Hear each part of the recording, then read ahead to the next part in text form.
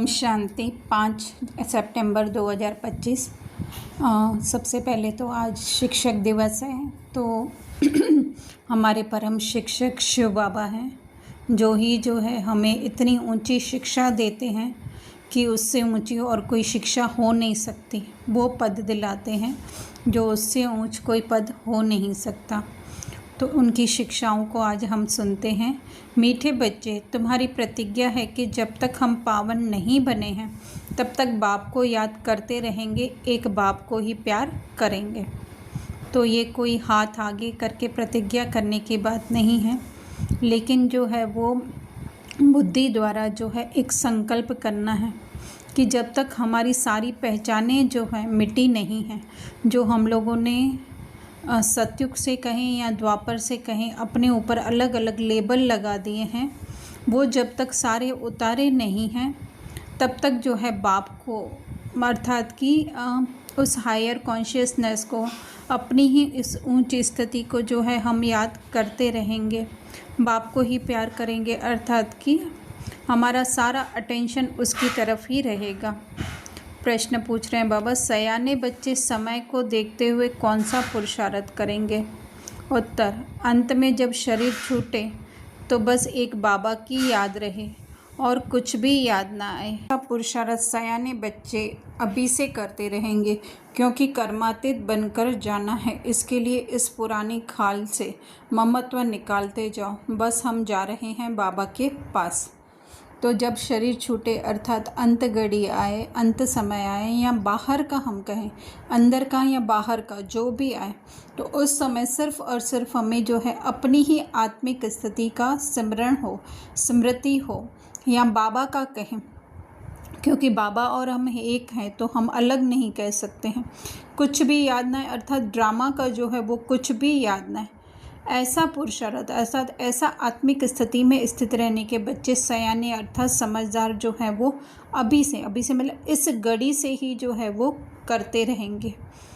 कर्मातीत अर्थात कर्म का कोई भी कर्तापन का भाव न हो, ऐसा बन करके जाना है कि जस्ट कोई भी एक भी कर्म, संकल्प चाहे बोल चाहे कर्म जो है वो आत्मा ने नहीं किया, क्योंकि आत्मा कुछ करती है ही नहीं, लेकिन जो है एक अज्ञानता के वश हम कहते हैं कि हमने किया। हम एक्चुअली ओरिजिनल आत्मा है, मन नहीं है। जो होता है वो मन की स्क्रिप्ट के अनुसार होता है।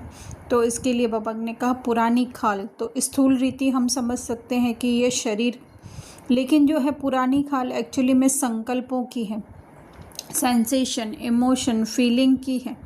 वो उससे जो है अपनापन मिटाते जाना, वही ममत्व मिटाना है। बाबा के पास जा रहे हैं अर्थात कि अपने उस सत्य स्वरूप में हम लौट रहे हैं। तो बाबा ने मुरली के बीच में भी बहुत अच्छा कहा है कि बाबा जो हैं वो जो समझाते हैं तो ऐसे नहीं कहना है कि पहले क्यों नहीं ये बात बताई गई, क्योंकि जितनी जो है हमारी बुद्धि का विकास होता जाता है, जो बुद्धि एकदम देहबान में फंसी हुई, उससे थोड़ा निकल करके जो है वो आत्म अभिमानी बनने की कोशिश करती है। ये ओवरनाइट प्रोसेस नहीं है, लेकिन इसमें जो है वो समय लगता है। एक्चुअली होता तो वो भी ड्रामा अनुसार है, लेकिन फिर भी जो है वो समय लगता है। तो इसके लिए हम ये नहीं कह सकते। तो जब भी हम मुरली सुने तो वो कल के दिन तक की भी हमें याद न रहे कि हमने कल किस हिसाब से उस बात को समझा था, क्योंकि ये खुद के साथ ही रेस है। तो हर बार जो है हम नए तरीके से समझें। तो इसीलिए बाबा ने कहा कि पहले क्यों नहीं बताया, कि पहले क्यों नहीं बाबा ने ये बताया, है ना, क्योंकि हमारी बुद्धि उस समय उसको ग्रहण करने के लिए उसमें शक्ति नहीं रहती है इतनी। जितनी शक्ति बढ़ती जाती है, फिर वही मुरली जब हम सुनते हैं तो हम नए तरीके से समझते हैं। तो इसलिए मुरली जो है बहुत शांति से, आराम से सुननी है और इस तरह से ब्लैंक होकर के सुननी है कि हमने कभी सुनी ही नहीं है ना। वो तब हो सकेगा जब हम आत्मिक स्थिति में होंगे, पर अगर हम मन के वो पोशाक पहने हुए होंगे तो फिर जो है वो मेमोरी बैंक उसमें से खुलता जाएगा, फिर उसमें से समझते जाएंगे। इसलिए संपूर्ण रीति देही अभिमानी बनकर, आत्म अभिमानी बनकर के हमें मुरली सुननी है।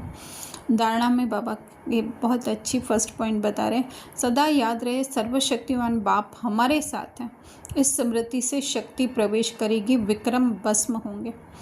तो हमारे साथ है अर्थात बाबा का जो ये ज्ञान है वो सूक्ष्म रीति से जो है वो शक्ति के रूप में हमारे साथ है, क्योंकि इस ज्ञान के द्वारा ही जो है हम हर बात को पार कर सकते हैं, हर बात को जो है वो समझ सकते हैं।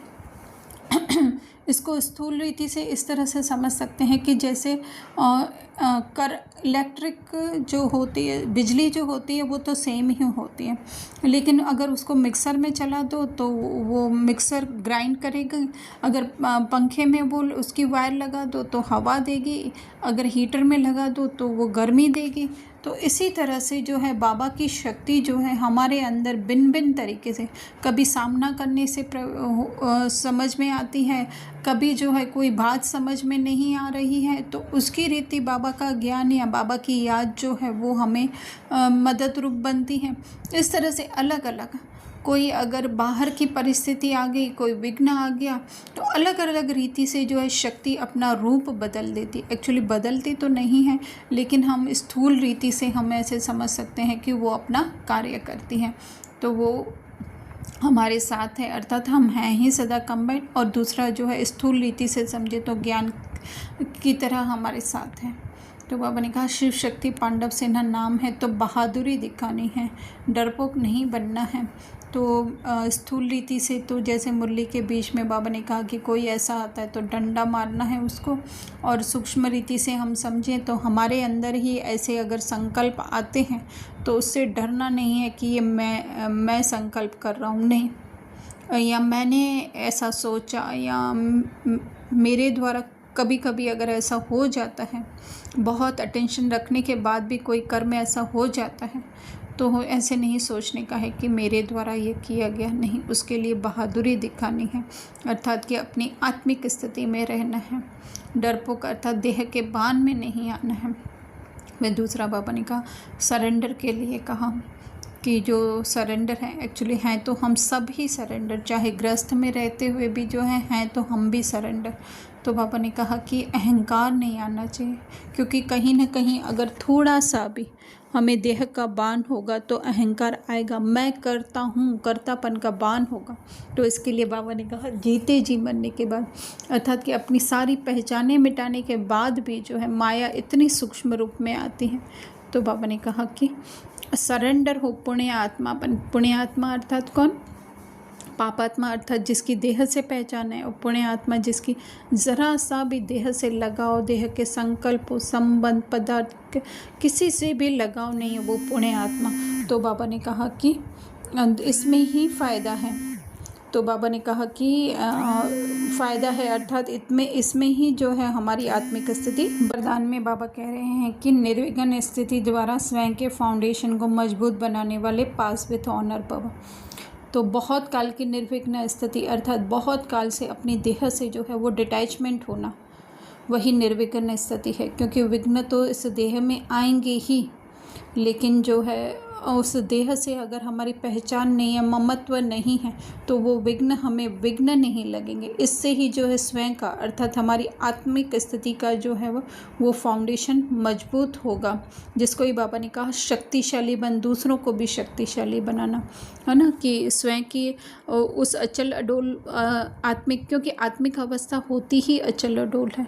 उसके सामने कोई भी अगर सीन आ जाता है तो वो उससे घबराती नहीं है, क्योंकि ये पता है कि ये माया का इल्यूशन, कुछ भी इसमें सच नहीं है। तो इसी स्थिति में स्वयं भी रहना, और अगर दूसरों के ऊपर आ रहा है और हम निमित्त हैं देखने के लिए, तो उसको भी उसके सत्य स्वरूप में देखना, यही है शक्तिशाली बनना। तो इसके लिए बहुत काल का। तो बाबा ने कहा अंत में वह निर्विघ्न आत्मा पास विथ ऑनर बनेगी, अर्थात आते हुए जैसे ब्रह्मा बाबा को हमने देखा कि अंत में इतनी पीड़ा आई, लेकिन बाबा ने अपने अंत फर्स्ट की मुरली जो 1969 की है 18 जनवरी की, उसमें बताया कि किस तरह से जो है वो कर्म भोग और कर्म योग की लड़ाई चल रही थी, लेकिन जो है कर्म योग जीत गया। है ना, अर्थात उसको प्रभावित नहीं कर पाया, उसके मन को, ब्रह्मा बाबा के मन को प्रभावित नहीं कर पाया। इसी तरह से हमारे मन को भी कोई अगर शरीर में पीड़ा है, कट रहा है शरीर, ऑपरेशन हो रहा है, कुछ भी हो रहा है, लेकिन उससे जरा सा भी अपनापन नहीं कि नहीं ये जैसे किसी और का हो रहा है, तो यही है पास विथ ऑनर बनना, अर्थात सजाओं का अनुभव नहीं होना। तो बाबा ने कहा कि सदा यही लक्ष्य रहे, निर्विघ्न स्थिति का अनुभव जरूर करनी है, अवश्य करनी है। फिर स्लोगन दे रहे हैं, हर आत्मा के प्रति सदा उपकार अर्थात शुभकामना रखो तो स्वतः दुआएं प्राप्त होंगी। उपकार, स्व उपकार, सदा उपकार का अर्थ है हर आत्मा को सदैव उसके मूल स्वरूप में देखो तो कि वो है ही सदा सुखी, शांत, प्रेम और आनंद से भरपूर। रोल में चाहे कुछ भी चल रहा हो, क्योंकि रोल को ना हम चेंज कर सकते हैं और ना हमें करके अपना समय या एनर्जी वेस्ट करनी है, तो स्वतः दुआएं प्राप्त होगी, अर्थात कि हमारी भी जो है वो आत्मिक स्थिति मजबूत